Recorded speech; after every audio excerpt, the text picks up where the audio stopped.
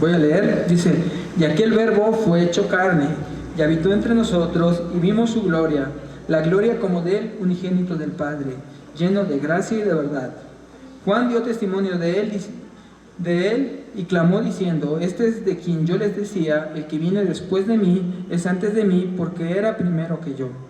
Porque de su plenitud tomamos todos, y gracia sobre gracia.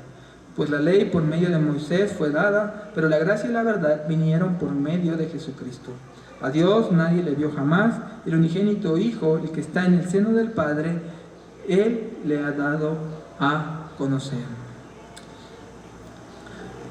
Alguna vez un cristiano y un ateo platicaban, y el ateo estaba exponiendo su ideología política, tenía una ideología política particular. Él decía: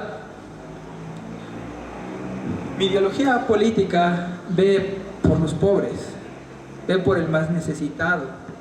Entonces tú podrías decir, le decía el cristiano, que mi ideología política es cristiana porque ve por por los necesitados, ve por los oprimidos. El cristiano respondía: no, porque si bien nuestro Señor Jesucristo habló de el cuidado de los pobres que todos como cristianos debemos llevar a cabo, el cristianismo tiene una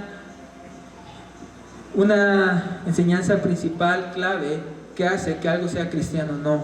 Y decía el ateo: ¿cuál es? Que Jesucristo es Dios. Esa es la idea central del cristianismo, y lo que hace el cristianismo diferente de cualquier otra religión es que nosotros proclamamos que nuestro Señor Jesucristo es Dios. Él es nuestro Salvador, Dios Todopoderoso, encarnado, que ha venido a rescatarnos. Y esta es la idea central del cristianismo. Toda nuestra fe se basa en este hecho de que nuestro Señor Jesucristo es Dios encarnado. Si hay una verdad que no podemos negar, si hay una verdad a la cual debemos apegarnos y reconocer, es que Dios es nuestro Salvador. Nuestro Señor Jesucristo es nuestro Dios. Nuestro pecado causó una separación entre Dios y nosotros. Hay una separación, un alejamiento, un distanciamiento entre Dios y el hombre. Lo primero que hace el hombre al pecar, ¿te acuerdas qué es? Esconderse de Dios. Se esconde de Dios. Y el hombre no se acerca a Dios. No vemos a Adán llegando y diciendo: Señor, vengo ante ti y te quiero decir que he pecado.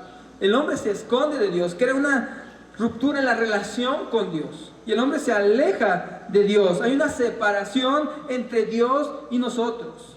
El hombre no está capacitado para acercarse a Dios. Él no busca a Dios. Nosotros no buscamos a Dios. No queremos conocer de Dios. No queremos someter nuestra vida a lo que Dios dice y a lo que Dios determina. Luchamos con eso toda nuestra vida. Luchamos con poder obedecer lo que Dios demanda de nosotros. Y hay una separación, un distanciamiento entre Dios y el hombre. Hay un alejamiento entre Dios y el hombre. Pero así como en el Edén, no es Adán quien va a buscar a Dios. Es Dios que sale a buscar a Adán y le dice: ¿dónde estás? ¿Dónde estás?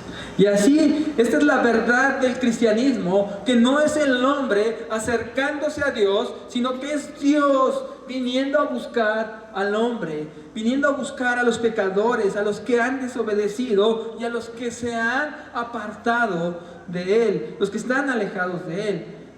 Es decir, nuestro pecado ha creado una distancia entre nosotros y Dios. Hay un alejamiento entre nosotros y Dios, pero no es el hombre quien rompe esa distancia, no es el hombre quien va a romper ese distanciamiento. Nos dice la Biblia que es Dios quien rompe esa distancia, quien rompe ese alejamiento. ¿Y cómo lo hace? Dice: se hizo carne. El verbo se hizo carne. Se hizo como nosotros. Él es quien va a romper esa distancia. Él es quien va a romper el alejamiento. No somos nosotros. No amamos a Dios por ser hombres piadosos, buenos, justos. Amamos a Dios porque Él nos amó primero, porque Él rompió esa distancia que había entre Él y nosotros, y lo hizo haciéndose hombre. Esta es una humillación. El Dios Todopoderoso haciéndose como una de sus criaturas. Es lo que nos está diciendo el verso 14, que ya vimos a profundidad la semana pasada. Dice, y el Verbo fue hecho carne y habitó entre nosotros. Y este Verbo fue hecho carne y habitó entre nosotros, y es a través de Él que se trae la plenitud de la gracia y de la verdad. Dice, Él es lleno de gracia y verdad, nos dice este verso 14, ya lo vimos la semana pasada. Entonces, Él es lleno de gracia y verdad. Pero el 14, del 14 al 18, todo es una unidad. Por eso estamos empezando nuevamente con el 14, pero ahora para desarrollar lo que sigue. El mensaje del día de hoy es la gracia y verdad en Cristo. La gracia y verdad en Cristo. Entonces, ya Juan nos ha dado testimonio acerca de Cristo. Juan dice que vio su gloria, que en ese hombre que habitaba en Galilea, que estuvo haciendo obras, señales, él vio que había una gloria particular en él. En él había una gloria, y dice, esa gloria es como la del único al lado del Padre, como la del unigénito de Dios, nos dice Juan. Esa gloria particular es la del unigénito del Padre, lleno de gracia y de verdad. Pero ahora nos va a dar un segundo testigo para que podamos tener certeza de la verdad que nos está diciendo. Porque por dos testigos toda verdad es confirmada. Entonces dice, yo me pongo como el primer testigo diciendo que vi su gloria, reconocí su gloria, pero no solo yo, sino también hubo un hombre llamado Juan el Bautista que es testigo de él y dio testimonio de quién era él. Y es precisamente donde vamos a empezar hoy en el verso 15, que iniciamos con el testimonio que da Juan el Bautista. Y dice, Juan dio testimonio de él y clamó diciendo, este es de quien yo decía, el que viene después de mí es antes de mí, porque era primero que yo. El que viene después de mí es antes de mí, porque era primero que yo, nos está diciendo Juan. Pero antes de entrar a ver esto, podamos reflexionar un poco. ¿Qué ha sido de tu vida hoy? En esta semana, ¿cómo has estado viviendo tu fe cristiana? ¿De qué es el cristianismo? Este hombre que te ponía el ejemplo inicial pensaba que él podía vivir de un modo cristiano siendo ateo, porque podía cumplir ciertas cosas que nuestro Señor Jesucristo dijo. Dijo, pues vivo como un cristiano, aunque soy ateo, decía. Pero veíamos que el cristianismo se sustenta en la verdad de que Jesús es Dios.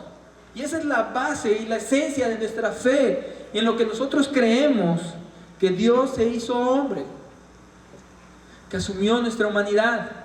Pero ¿cómo esto se ve en tu vida? ¿Cómo la realidad de que Cristo es Dios se ve reflejada en lo que hacemos todos los días?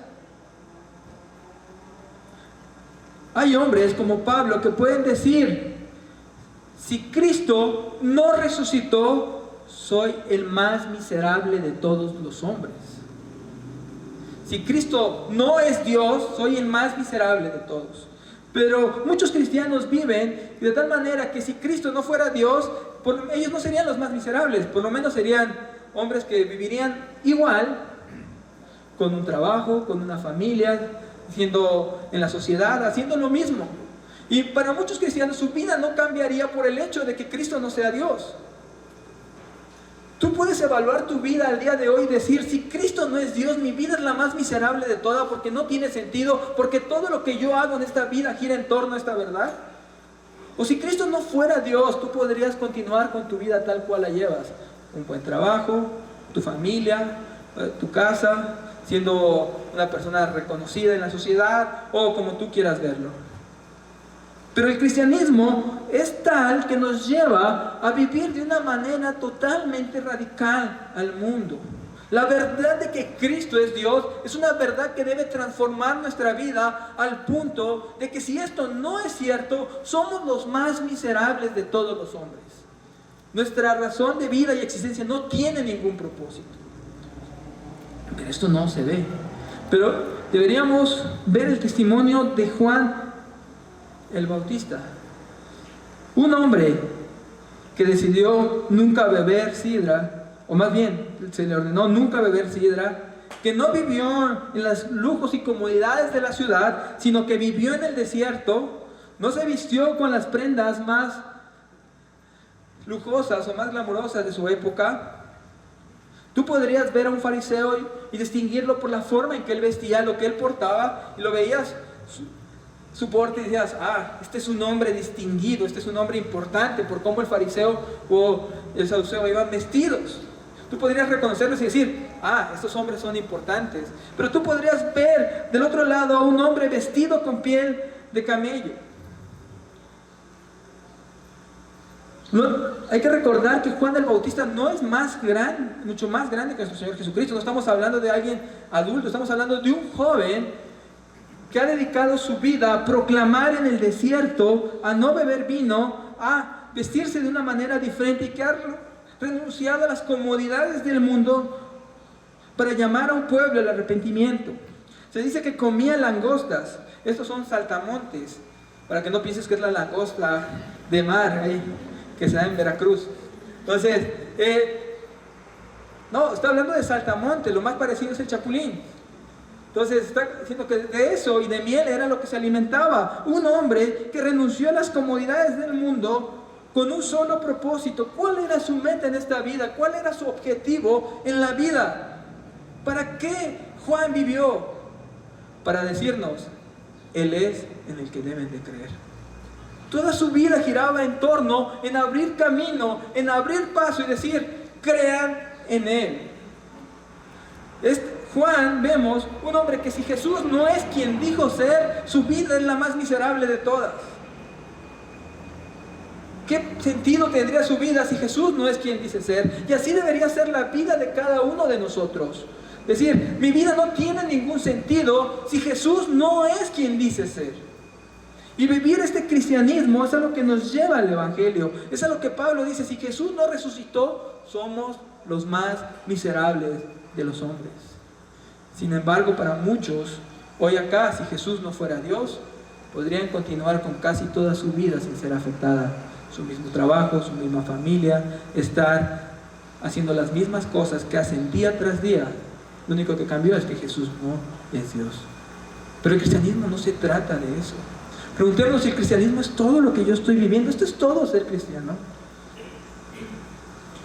Levantémonos diciendo, esto que estoy viviendo, vivir una vida de trabajo y nada más llego los domingos, leo mi Biblia un momento en el día, oro un momento en el día y voy viviendo así normal, llego el domingo, me reúno y este ciclo. Eso es todo lo que significa ser cristiano. Eso es todo en la vida de ser cristiano. Y nos dice que toda la vida de ser cristiano consiste en algo, en vivir reconociendo la superioridad de Cristo y sometidos a Cristo a tal punto que si Cristo no es quien dice ser, nada tiene propósito en mi vida, nada es importante en mi vida, me vuelvo el más miserable de todos.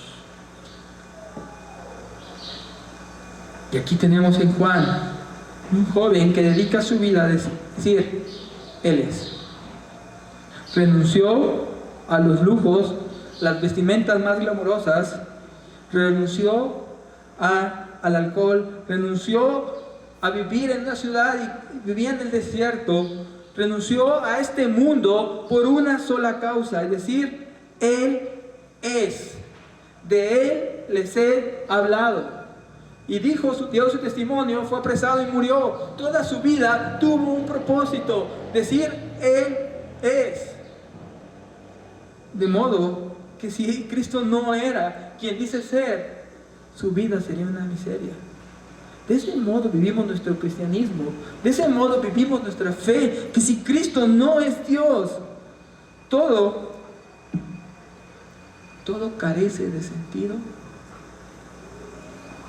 O si Cristo no fuera Dios, lo único que cambiaría es que no vendríamos el domingo. Entonces, nuestra vida debe estar en un reconocimiento constante de quién es nuestro Señor Jesucristo, porque hemos de estar en este mundo como testigos de Cristo.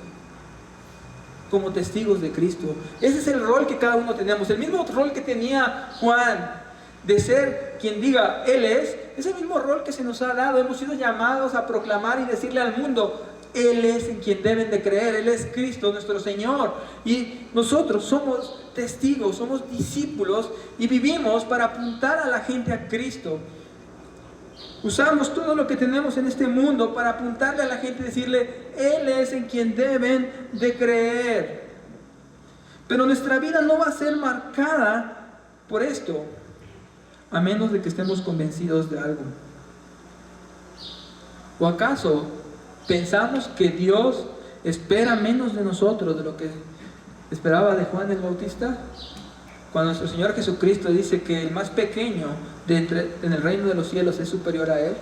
¿Acaso nuestra forma de vida debería ser más tranquila, menos radical o menos entregada a Cristo de lo que vemos acá?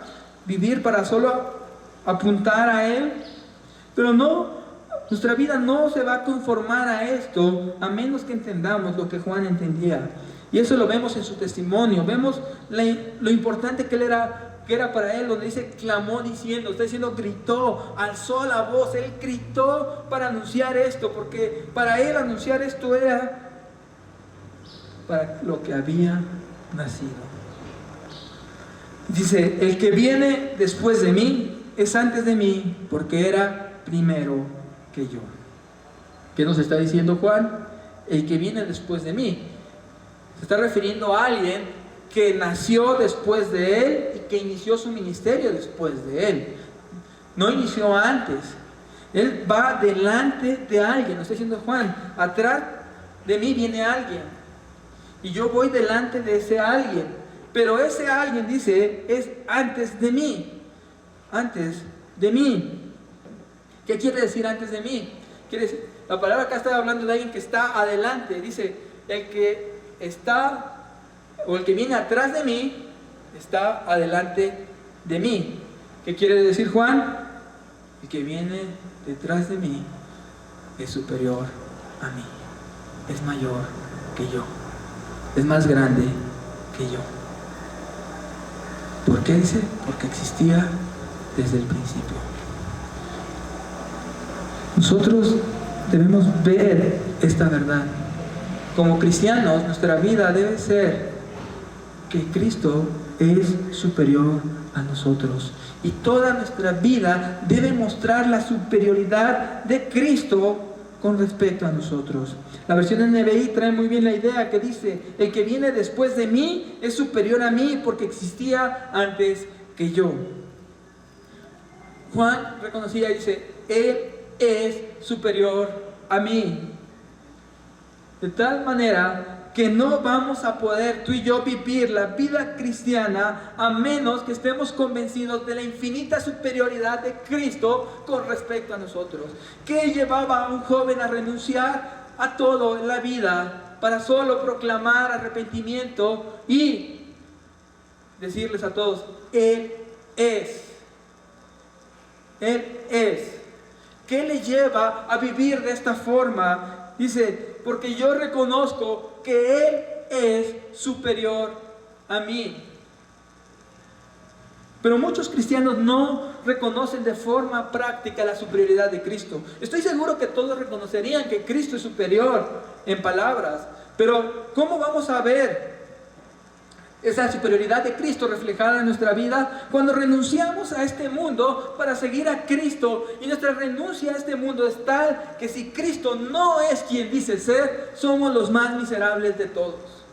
Nuestra vida carece de todo sentido, todo propósito, si Cristo no es quien dice ser. Pero estamos convencidos de que Cristo es superior a nosotros, que Cristo es infinitamente más grande y más glorioso que nosotros.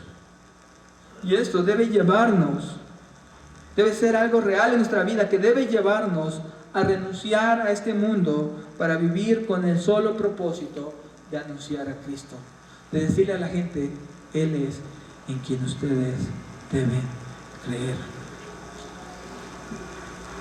Esto es ser cristiano. Esto es ser verdaderamente un creyente de Cristo. Reconocer la infinita grandeza de nuestro Señor. Él es el Verbo encarnado, Dios eterno. Y que nuestra vida sea un reflejo de quién es Él. Tu vida es esto. Lo que acabo de describir es tu vida. Cristo siendo totalmente superior. Cristo siendo lo máximo en todo en tu vida. Que estás dispuesto a todo. Que estás dispuesto a renunciar a lo que sea. Y esta es una lucha constante en todos nosotros. Esta es una lucha constante. Realmente es una pregunta que constantemente ha atacado incluso en mi propio corazón, y constantemente digo: ¿realmente estoy dispuesto a renunciar a todo? ¿Realmente renunciaría a todas las comodidades de este mundo por Él? ¿Realmente estaría dispuesto a entregarlo todo por Él? Pero no voy a estar dispuesto a hacerlo más que de palabras, a menos que en mi corazón sea real que Cristo es superior a mí. Que no estoy acá para servirme a mí. Cristo no está para servirme a mí, sino yo para servirlo a Él como Dios. Mi vida gira en torno a Él, porque Él ya me ha servido trayendo rescate a mi vida. He sido rescatado por la obra de Cristo y ya me ha servido. La obra de Cristo nos trae salvación, nos trae redención. Esa debe ser una realidad que nosotros veamos, que nosotros entendamos y por la cual nosotros debemos de vivir. Pero esta es nuestra vida. Lo que acabo de describir ahora es tu vida. Es cómo tú estás llevando a cabo todo lo que haces o no. No vamos a ver vidas entregadas a Cristo hasta no reconocer este punto. Juan nos está llevando al punto de reconocer la superioridad de Cristo por encima de todo. Él es Dios, Él es el creador de todas las cosas. Y eso debe ser una realidad en nuestras vidas. Ese fue nuestro punto número 1 que vemos en este capítulo, en los versos 14 al 18, es la superioridad de Cristo. Nosotros como cristianos debemos reconocer la superioridad de Cristo, no solo de palabras, sino nuestra vida, y hacer una constante evaluación. ¿Realmente Cristo es en mi vida lo que digo que es? ¿Realmente mi vida carecería de todo propósito sin Cristo? ¿O podría vivir tranquilamente aún sin que Cristo fuera Dios? ¿Qué cambiaría en tu vida si Cristo no fuera Dios? ¿Qué cambiaría si lo que acabamos de leer no es real? ¿Perdería todo propósito, todo sentido? ¿O podrías mantener una buena vida tranquila, pero lo único que cambió es que no vendrías el día de hoy? Lo único que cambiaría sería tu rutina diaria de media hora, 15 minutos de lectura y 15 de oración. Y solo tu vida se vería afectada por media hora todos los días si Cristo no fuera Dios. ¿Qué provocaría? Debemos afianzarnos en esta verdad y creer esta verdad al punto que todo nuestro mundo se viene abajo si esto no es verdad. Pero nosotros sabemos que esto es verdad. Confiamos plenamente en quién es nuestro Señor Jesucristo. Y venimos a Él, porque en Él tenemos plenitud de gracia. Este es nuestro segundo punto, la plenitud de gracia. Plenitud de gracia. Dice el verso 16 y 17: porque de su plenitud tomamos todos, y gracia sobre gracia. Pues la ley por medio de Moisés fue dada, pero la gracia y la verdad vinieron por medio de Jesucristo. De su plenitud tomamos todos, de su llenura tomamos todos. La palabra plenitud acá es la palabra lleno. hace referencia a algo que está lleno. Dice, de la llenura que tiene Cristo, tomamos todo. ¿Y de qué llenura nos está hablando Juan? ¿De qué llenura nos está diciendo acá? En el versículo 14 nos ha dicho que Él está lleno de gracia y de verdad. Entonces, dice, está lleno de gracia y de verdad. Y de esa llenura tomamos todo, gracia sobre gracia. De modo que lo que está acá hablándonos es que nuestro Señor Jesucristo, en Él está la plenitud de la gracia y de la verdad, porque Él está lleno de gracia y de verdad. Pero ahorita vamos a enfatizar lo que el versículo 16 enfatiza, diciendo gracia sobre gracia. Está enfatizando la gracia, diciéndonos que solo en Cristo es posible la gracia. Solo Él puede traernos plena gracia. No hay gracia plena fuera de Cristo. De Él tomamos todos gracia sobre gracia. Y esto nos lleva a una pregunta importante. ¿Qué es la gracia? ¿Qué es la gracia? Para ver por qué es para nosotros importante que la plenitud de la gracia esté en Cristo. Ya se nos ha dicho que el pecado ha traído una separación entre Dios y nosotros. El pecado nos ha alejado de Dios. Nadie de nosotros se acerca a Dios. Nos escondemos de Dios, no buscamos a Dios, no queremos a Dios. Dios no es el Señor de nuestras vidas. Algunos buscan a Dios para sentirse bien nada más, como para guardar un equilibrio en sus vidas y decir, pues me siento bien. Y Dios pareciera que está al servicio de ellos para hacerlos sentir bien. Pero acá nos está hablando de un Dios que debe ser Señor de nuestras vidas, que debe gobernar todo. Y que todos los caminos que el hombre ha creado para buscar a Dios son insuficientes, porque lo único que están buscando es que el hombre se sienta bien, que el hombre se sienta tranquilo, que si hay una conciencia de él, de que existe un Dios, pueda por medio de algunas 2, 3 obras sentir paz, decir, ya estoy tranquilo por lo que hice, ya tuve una obra de caridad, ya hice esto, ya hice lo otro, ya estoy tranquilo. Pero esto es terrible porque oculta la verdad del alejamiento entre Dios y nosotros. Lo primero que entendemos nosotros es que Dios y nosotros estamos separados, estamos alejados. Hay un distanciamiento entre Dios y nosotros. ¿Por qué? A causa de nuestro pecado. Todos hemos pecado. Todos hemos desobedecido a Dios. Todos nos hemos rebelado en contra de Dios. A causa de nuestro pecado estamos separados de Dios. Hay una distancia entre Dios y nosotros, porque Dios es santo, justo y bueno, y nosotros somos pecadores. Estamos sucios y manchados por el pecado. Estamos alejados de Dios. Esa es la primera cosa que debemos estar conscientes, que sin Cristo estamos alejados de Dios, estamos distanciados de Dios. Hay una separación entre Dios y nosotros. Y nosotros somos lo que la Biblia describe como impíos, personas que no tienen temor de Dios. Y esto es una terrible noticia, porque la Biblia nos dice que Dios es juez justo y está airado contra el impío todos los días. Dios está enojado con nosotros. Entonces, no solo que hay una separación entre Dios y nosotros, sino que Dios, que es juez justo, está airado contra nosotros por nuestro pecado.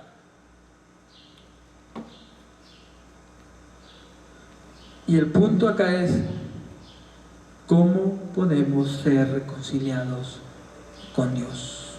¿Cómo podemos ser reconciliados con Dios? ¿Cómo podemos venir a estar en paz con Dios? Estamos distanciados de Dios Pero esa es una mala noticia porque hemos pecado y hemos desobedecido a Dios. Porque Él nos creó y como nuestro creador le debemos a Él obediencia. Y no le hemos dado la obediencia. Hemos pecado, lo hemos ofendido. Y alguien podría decir, bueno, otros lo han ofendido más que yo, han hecho cosas peores que yo. Pero tú pensarías que si un juez es justo, imagina que va a arrestar a alguien que hizo daño a alguien que amas. Y el juez dice, mira, a él no lo voy a castigar porque aquí hay otro que dañó a más personas. Y dirás, bueno, está bien, tienes razón, eres justo porque vas a castigar al que hizo más, aunque el que dañó a mi familiar solo dañó a uno. Dirías, ¿estarías contento con esa resolución del juez? Dirías, este juez es justo porque castigó al que es más malo y dejó libre al que es menos malo. ¿Tú te sentirías tranquilo, en paz por la decisión de este juez? De ninguna manera. Cada uno debe ser castigado y cada uno debe ser juzgado por su propio pecado. Que haya personas que hayan hecho cosas peores que nosotros no nos hace a nosotros inocentes. No nos hace a nosotros menos culpables. Somos culpables de nuestro pecado. Y si hemos ofendido a Dios, somos culpables del pecado de haber ofendido a Dios. Y nosotros podríamos decir, bueno, pero solo fue una pequeña ofensa. Pero debemos entender que el castigo por una ofensa no gira en torno a lo que tú y yo hicimos, sino a quien ofendimos. Y hay un ejemplo que he contado en otras ocasiones. Imagina que vas por la calle y le das una cachetada a un niño que va caminando solito. ¿Qué consecuencia traerías por tu ofensa? Pues tal vez el niño se va llorando y no pasa nada, ¿no? Pero imagínate que se lo das a alguien de tu edad, a alguien como tú. Vas por la calle y le das esa misma cachetada a esa persona de tu edad. ¿Qué consecuencia traería? Pues lo más seguro es que va a responder y que va a haber ahí una pelea. Y si sabe box como Diego, ya nos fue mal. Pero imagínate ahora que le das esa misma cachetada, la misma ofensa, la ofensa es la misma, pero ahora se la das a un policía. ¿Tú crees que la consecuencia sería la misma? Ahora imagínate que se la das al presidente de la República. ¿Tú crees que sería lo mismo? La ofensa en todos casos fue la misma. La ofensa nunca cambió. ¿Qué cambió? ¿A quién ofendimos? ¿Y de qué dependió nuestro castigo? ¿De la ofensa que hicimos o a quién ofendimos? A quién ofendimos. Ahora imagínate que ofendes a un Dios eterno. ¿Qué mereces? Un castigo eterno. Porque la ofensa se castiga de acuerdo a quién hemos ofendido. ¿Quién ha sido ofendido por nosotros? Y eso es una mala noticia para nosotros. Merezco un castigo eterno porque mis acciones han ofendido a un Dios que es eterno. Y por eso es que la palabra gracia aquí es tan importante. Porque la gracia dice que es el Dios eterno a quien he ofendido y por quien debo ser castigado eternamente, puede verme con favor. La gracia es ver con favor a alguien. Ver a alguien y verlo de manera favorable. Y la gracia nos dice que ese Dios a quien hemos ofendido con nuestro pecado y por eso que merecemos un castigo eterno, puede verme a mí, que lo he ofendido, con favor. Puede tener misericordia de mí. Eso es lo que la gracia nos está diciendo, que Dios puede tener misericordia de mí. Pero nos está diciendo que el lugar donde nosotros vamos y tomamos esta gracia para nosotros es una persona, nuestro Señor Jesucristo. Solo en Cristo podemos encontrar gracia. Solo en Cristo esta separación entre Dios y nosotros se rompe. Solo en Cristo podemos encontrar perdón para nuestra ofensa. Solo en Cristo podemos encontrar que Dios perdone nuestro castigo. Pero ¿cómo nos va a perdonar a nosotros ese castigo? Porque alguien más paga ese castigo por nosotros. Alguien más recibe la ira de Dios por nosotros. Ese es el Evangelio. Esa es la buena noticia de que en Cristo hay gracia. De que tú y yo, porque hemos ofendido a un Dios eterno, merecemos un castigo eterno, pero que Dios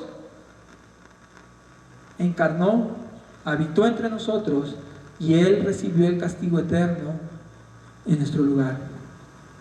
Él recibió los dolores del infierno por nosotros. Él recibió lo que tú y yo debíamos recibir a fin de poder salvarnos. La ira de Dios por nuestro pecado fue sobre Él. ¿Para qué? Para que pueda darnos a nosotros gracia. Para que Dios pueda vernos favorable. Si tú sabes de alguien más que sea capaz de recibir la ira de Dios en tu lugar,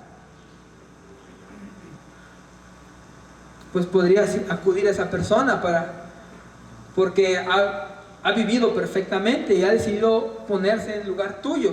Pero dime, fuera de Cristo, ¿quién más ha recibido la ira de Dios en tu lugar? ¿Quién más ha pagado por tus pecados? ¿A quién vas a encontrar que nunca haya pecado? Ojo, porque si alguien va a pagar por nuestros pecados, debe haber vivido una vida perfecta para no ser condenado por sus propios pecados.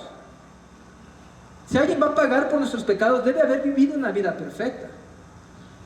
Hay gente que dice: Dios, te he fallado, me arrepiento, pero de ahora en adelante ya no te voy a fallar. Y piensan que están reconciliados con Dios porque dicen que de ahora en adelante no le van a fallar. Y eso genera un problema.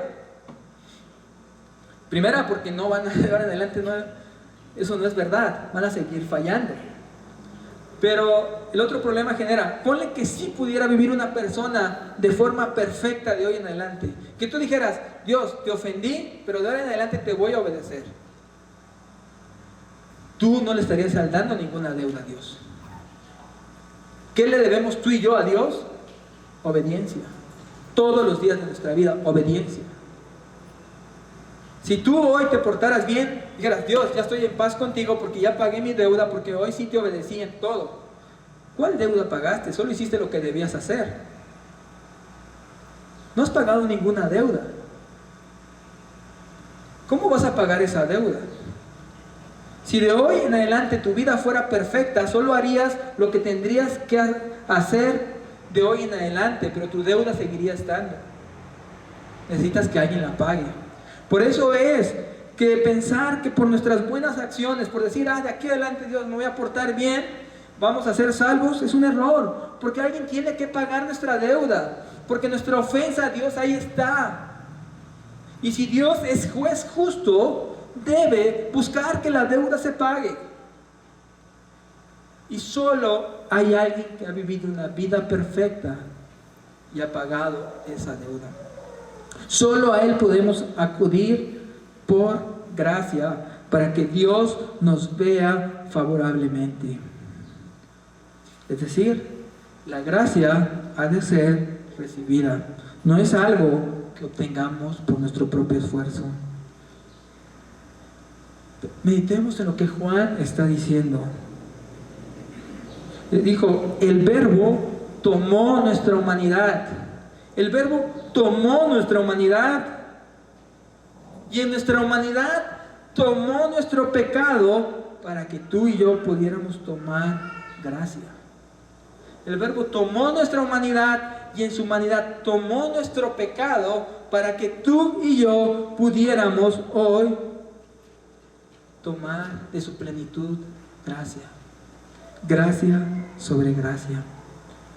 Solo en Él podemos encontrar reconciliación con Dios.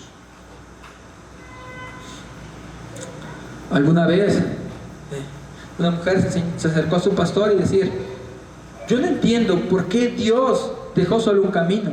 Algo que muchos van en el mundo a juzgar del cristianismo, es decir, el cristianismo es demasiado soberbio porque dice que el único camino para conocer a Dios es Cristo, y no da opciones a que otros hombres puedan conocer a Dios por otros medios. Y alguna vez una mujer se acerca a su pastor: yo no sé por qué Dios hizo esto, yo no sé por qué Dios solo dejó un camino. Y el pastor le dice: yo tampoco, no lo entiendo, no comprendo por qué Dios ha dejado solo un camino. ¿Y qué es lo que a usted le impacta? Que si Dios fuera bueno debería dejar muchos caminos. El pastor dice: no, entonces no estamos en el mismo sentido. A mí me impacta que Dios haya dejado un camino, porque Dios pudo haber no dejado ningún camino, y que es tan misericordioso con nosotros, que aún en nuestro pecado y aún siendo seres que se han rebelado contra Él y que lo han ofendido, aún siendo seres como somos, nos ha dejado un camino. Eso es lo que a mí me impacta, dice el pastor. Y eso es lo que nos debe impactar a nosotros, que Dios ha dejado un solo camino para encontrar gracia, porque es el único camino que puede satisfacer a su justicia. ¿Qué puedes hacer tú para pagar tu deuda?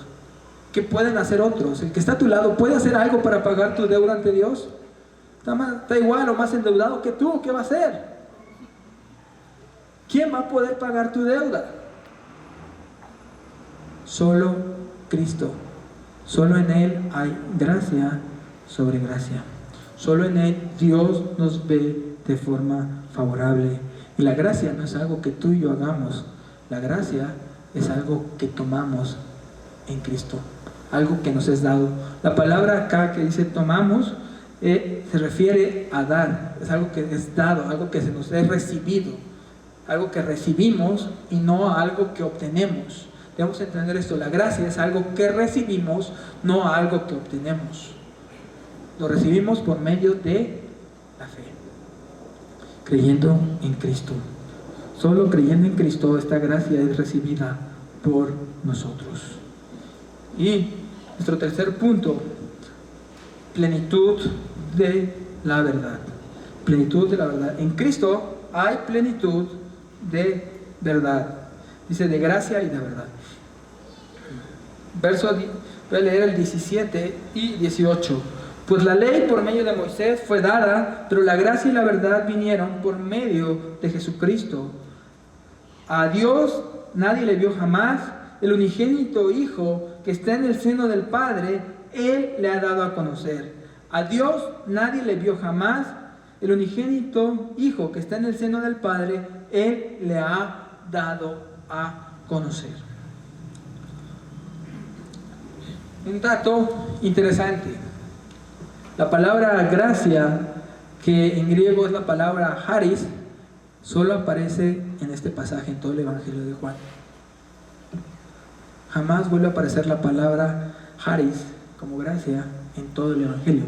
Todo lo que Juan va a usar de esta palabra aparece en estos versículos. Pero todo el resto de su Evangelio, la palabra que va a estar apareciendo constantemente es verdad.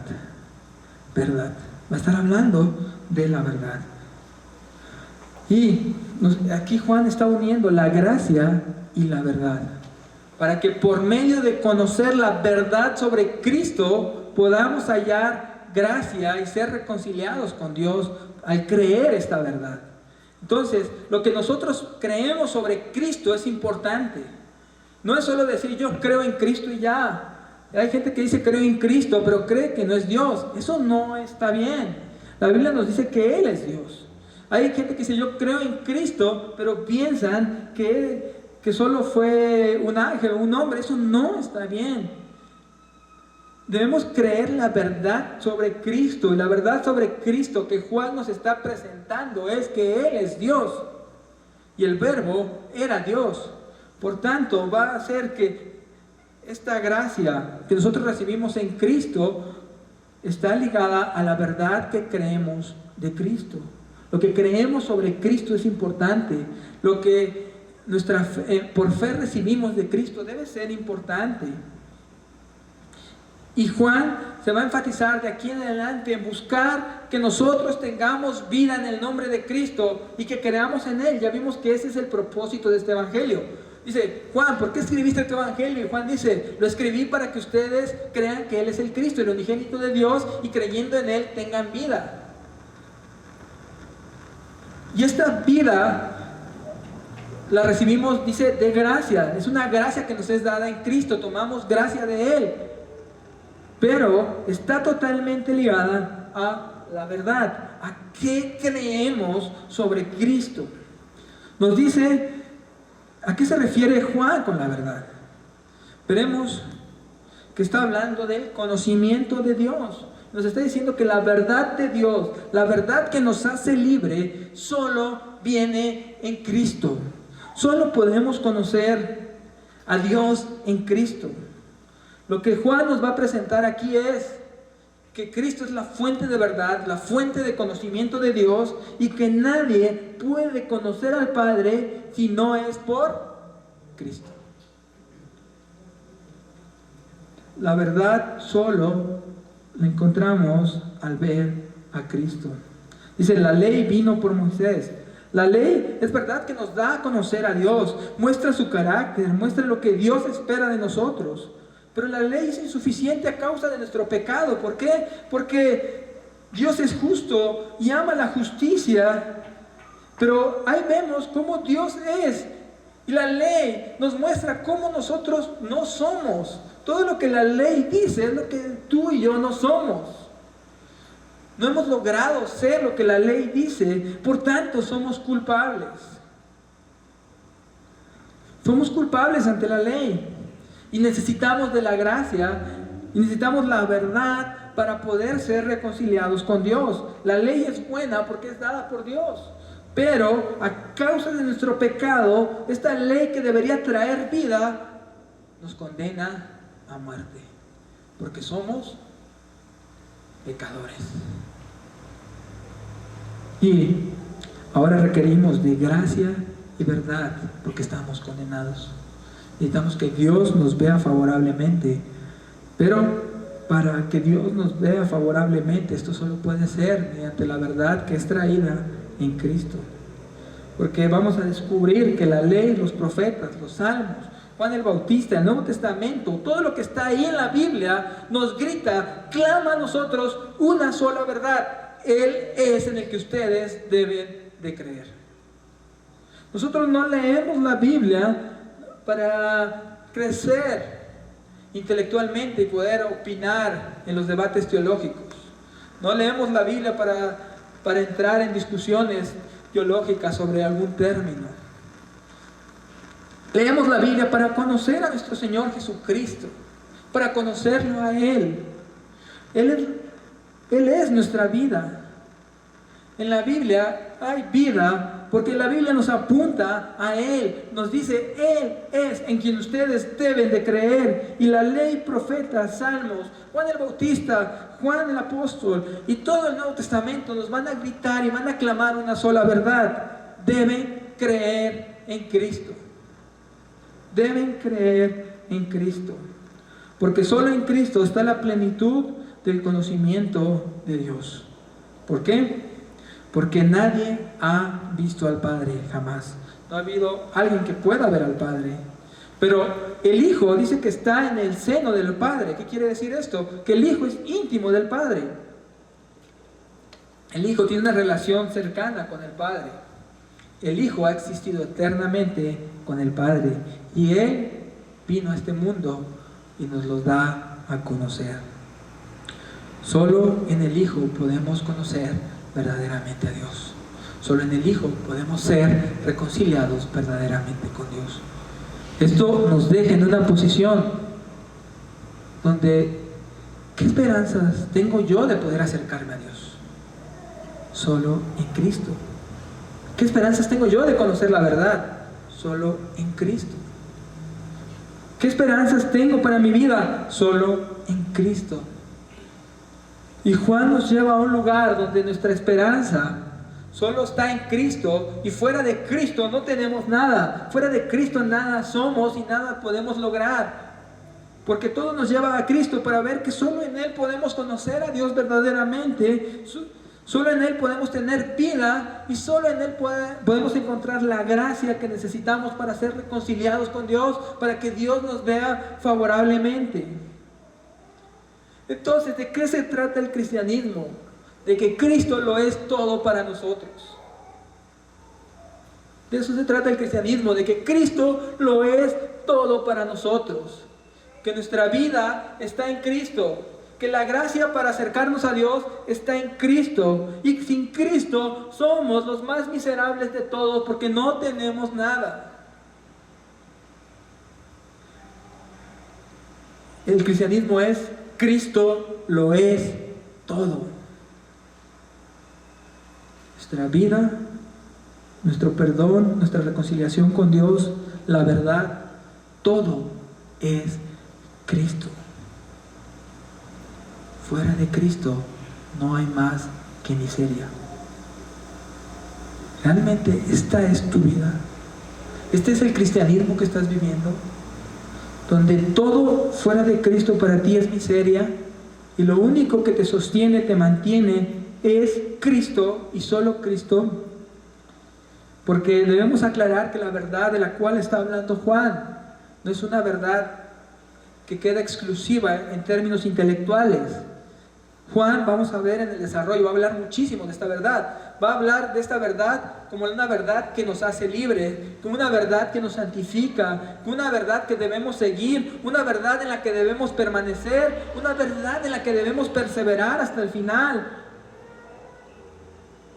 La verdad que estamos hablando acá no es únicamente tener un concepto que puedes decir de memoria, es una realidad para tu vida, de que Cristo lo es todo. Y que sin Cristo no somos nada. Esa es la verdad que debe presentar nuestro cristianismo. Esa es la verdad que debe presentar nuestra vida. Cristo lo es todo, y sin Cristo no somos nada. Ese es tu cristianismo. Esa es la vida que tú estás viviendo hoy.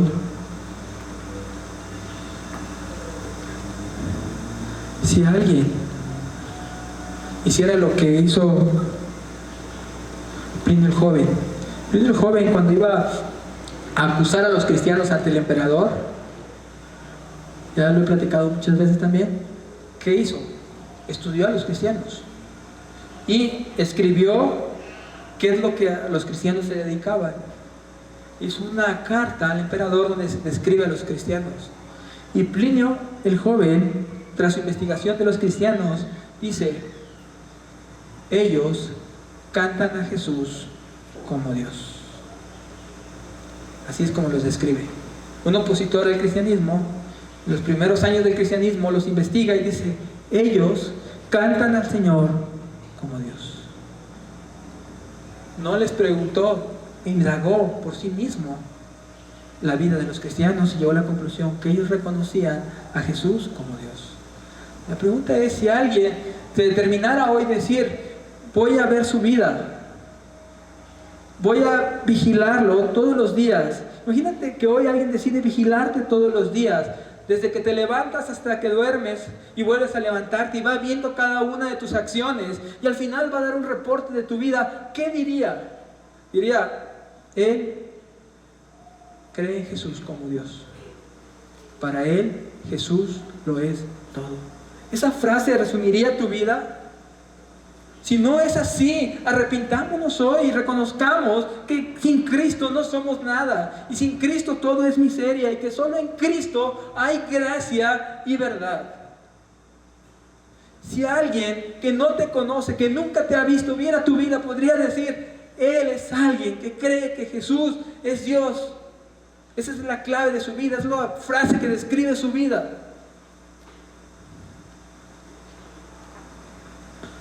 O tal vez en muchos casos diría, es alguien que dice que es cristiano. Evaluemos hoy nuestras vidas. El Evangelio de Juan nos va a llevar a encontrar que solo en Cristo hay vida para nosotros y que separados de Él, nada podemos hacer. Así que vengamos hoy a nuestro Señor en arrepentimiento por nuestros pecados, sí, y entreguemos nuestra vida a Cristo, reconociéndolo como superior a nosotros. Y si ya lo hemos hecho, en medio de nuestra vida, recordar en medio de nuestras actividades quién es Él, porque somos tan propensos a olvidarlo, somos tan desagradecidos. ¿O cuánto basta para que nosotros digamos, oh Dios, si tú fueras bueno me darías esto? Oh Dios, si tú fueras bueno obtendría aquello. Oh Dios, ¿por qué no me diste lo que yo te pedí? ¿Cuán desagradecidos somos? Si ya dio a su propio Hijo por nosotros, ¿qué más podemos pedirle? Pero somos tan desagradecidos que constantemente necesitamos recordar, Cristo lo es todo en nosotros. Y eso me basta. Quizás sea nuestra vida. Cristo lo es todo en nosotros y eso es lo único que me basta en esta vida. Pero clamemos a Dios para que esto sea una realidad en nuestras vidas. Oremos. Señor, te damos gracias por este tiempo que hemos podido pasar acá meditando en tu palabra. Gracias por tu bondad y tu misericordia infinita hacia nuestras vidas, mi Dios. Nada somos, mi Dios, sin nosotros. Nada obtenemos por nuestra propia cuenta. Mi Dios, nuestras obras solo lo único que causan es una separación entre tú y nosotros, porque somos pecadores, Señor, que constantemente se están rebelando y ofendiéndote. ¿Cómo alguien como yo puede acercarse, Señor? ¿Cómo unos labios impuros pueden siquiera tomar tu nombre? ¿Cómo podemos venir hoy acá, Señor, y decirnos que estamos reunidos en tu nombre, Señor?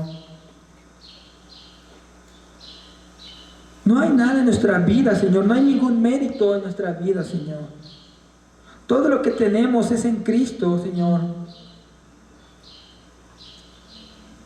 Todo es por la obra que tu precioso Hijo ha hecho a nuestro favor, lo que le da sentido a mi vida. Pero, Señor, evalúo mi vida y me veo constantemente tan cómodo en el mundo. Evalúo mi vida y me veo constantemente deseando lo mismo que el mundo. Evalúo mi vida y me doy cuenta, mi Dios, de que si nuestro Señor no fuera Dios, podría hacer exactamente todo lo que hago de lunes a viernes sin que nada cambie. Y algo me dice entonces que algo está mal en mi vida, que algo no está funcionando como debería, que algo en mi cristianismo no está yendo como debería ir,